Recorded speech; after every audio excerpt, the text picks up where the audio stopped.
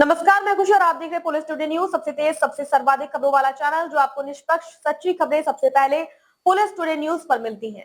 ऐसे ही latest update पाने के लिए हमारे चैनल को सब्सक्राइब करें, लाइक करें, बेल आइकन को प्रेस करना ना भूलें। अगर आप हमें फेसबुक, यूट्यूब, ट्विटर के माध्यम से देख रहे हैं तो हमारे चैनल को फॉलो करें, कमेंट करना ना भूलें। धन्यवाद। मदरसा सम्मेलन में आधुनिक शिक्षा और राष्ट्र निर्माण पर जोर।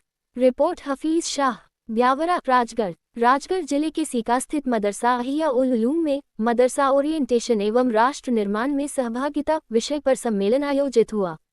कार्यक्रम में आधुनिक शिक्षा, विधिक जागरूकता, सामाजिक समरसता और राष्ट्र निर्माण में युवाओं की भूमिका पर चर्चा की गई।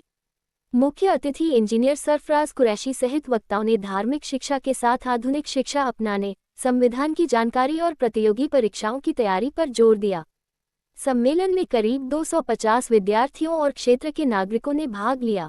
अभी इरशाद साहब ने लोगों से बातचीत की, बताया मैं आप लोगों के कोई ताकत नहीं है, मैं सादा तालिब इल्म हूं, आप लोगों के दरमियान से उतर यहाँ पर बच्चे बिगड़ गए बहुत देखभाल से, है ना। तो थोड़ा तुम भी बोलो, है ना, सवाल पूछो, सवाल पूछना निहायत जरूरी है।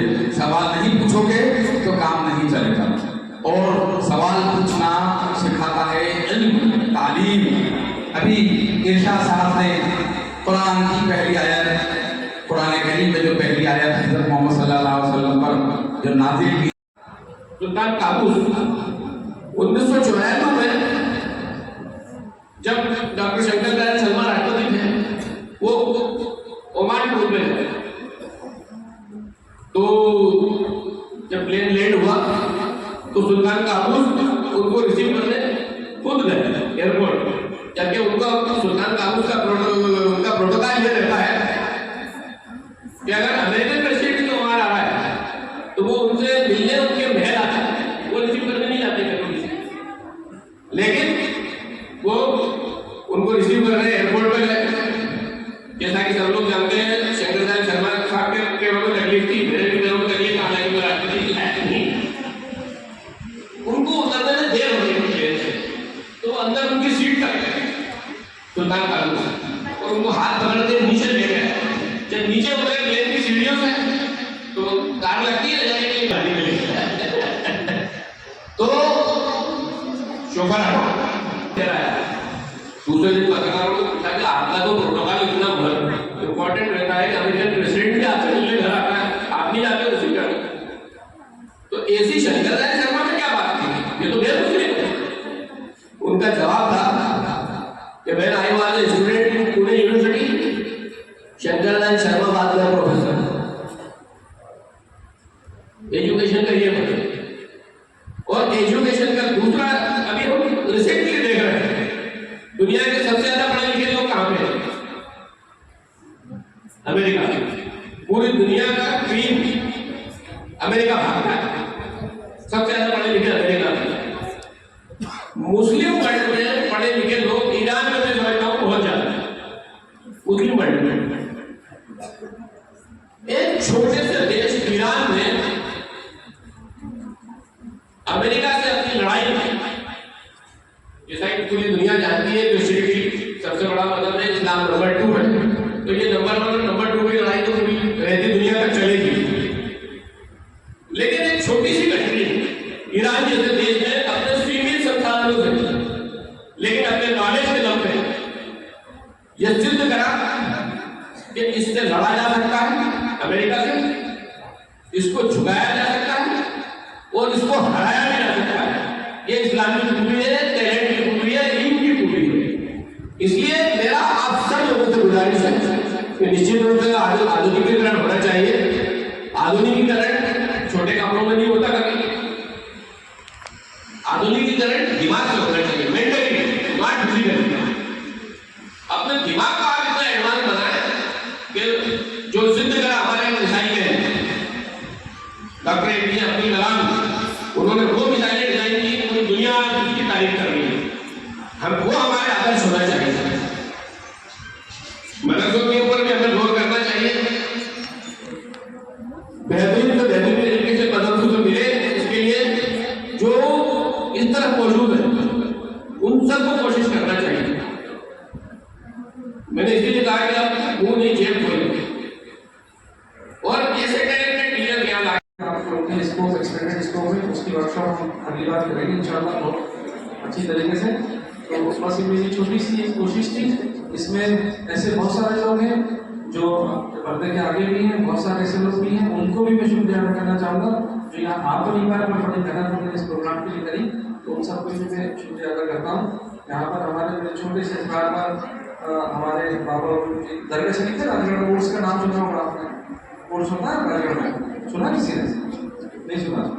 कोर्स होता है दरगाह शरीफ के बड़े मशहूर मालूम वहाँ पे बुजुर्ग खाना फरमाए मतलब बाबा बदशाही जावत बना ले, वहीं के हम लोग मुंतजिम भी हैं, खादिम हैं, गुलाम हैं, मेरे छोटे भाई टीपू बापू भाई हैं, हमारे बड़े भाई, उसे इतनी शिद्दत से करो कि आप उस काम की उस सेगमेंट की मजबूरी बन जाओ, फिर आपको कोई पीछे नहीं कर सकता, उस सेगमेंट की मजबूरी बन जाओ।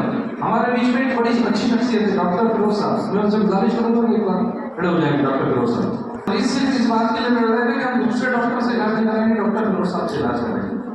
तो कितनी शिद्दत होगी इनके काम में, कितनी मतलब कितनी शिद्दत से इन्हें काम करा होगा कि उनका दिल इस तरीके से कि इनसे बड़ी रहेंगी जो डॉक्टर थे, उन पर भरोसा नहीं करते हो, इन पर भरोसा कर रहे थे, क्योंकि ये अपने काम के लिए वर्क इस वर्षित काम को इन्होंने एकदम वर्षित से किया, शिद्दत के साथ अपना काम किया। बहुत से ऐसे हाफिज होते हमारे बीच में सलीम साहब ने राजगढ़ से इतनी शिद्दत से काम किया सलीम साहब ने कि आज हम लोग उनको मिस करते हैं। आपके उस्ताद हजरात हैं, वो लोग कितनी शिद्दत से आपको पढ़ाते हैं, ऐसा होता है ना एक फेवरेट टीचर चले जाएगा तो दिल नहीं लगता पढ़ाई में, होता है ऐसा? नहीं होता है तो हाथ खड़ा करके बताओ, सभी के साथ होता है। तो वो टीचर इतनी शिद्दत से पढ़ाई कराता है अपने स्टूडेंट्स को, अपने तलबाओं को काफी शिद्दत से पढ़ाई कराते हैं, तो उनका जो पैटर्न है वही हमें अच्छा लगता है, तो हमारी मजबूरी बनने लगते हैं।